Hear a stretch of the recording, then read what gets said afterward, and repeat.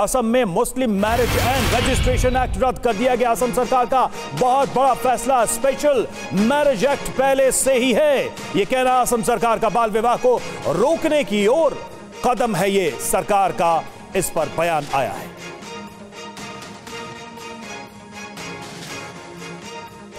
तो सरकार की तरफ से यह बड़ा निर्णय लिया गया है और यह कहा गया है कि अब विवाह और तलाक संबंधी जो स्पेशल मैरिज एक्ट में प्रावधान है उसी के तहत होगा।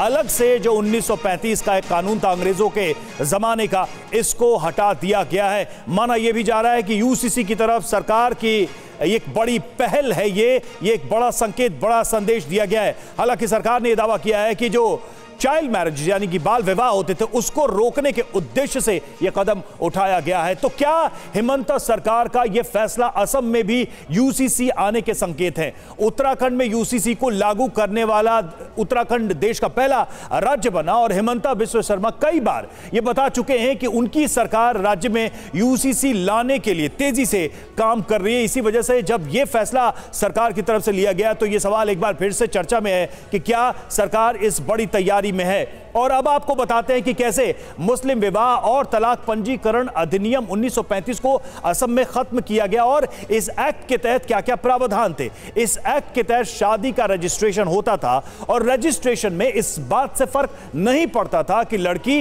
या लड़के की उम्र 18 वर्ष या उससे ज्यादा है, और पुरुष के साथ भी यही था कि पुरुष की उम्र 21 साल है या नहीं, इससे फर्क नहीं पड़ता था। यानी बाल विवाह को इससे बढ़ावा मिलता था, उसके लिए एक स्पेस बनता था इस कानून की वजह से। अब असम सरकार का तर्क यह है कि क्योंकि शादी के लिए देश में पहले से ही स्पेशल मैरिज एक्ट है तो अब इस कानून की जरूरत ही क्या है। साथ ही इस कानून के खात्मे के साथ बाल विवाह को भी रोकने में मदद मिलेगी, यह सरकार का कहना है, यह सरकार का दावा है इस फैसले को लेकर। अब आपको बताते हैं कि इस मुस्लिम मैरिज एक्ट के खत्म होने के बाद, जी हां, इसके खत्म होने के बाद असम में क्या बदल जाएगा, वहां पर जो ये शादियों और तलाक के जो प्रावधान है उसमें क्या परिवर्तन होगा। अब मुस्लिम निकाह या तलाक का अलग से रजिस्ट्रेशन नहीं होगा।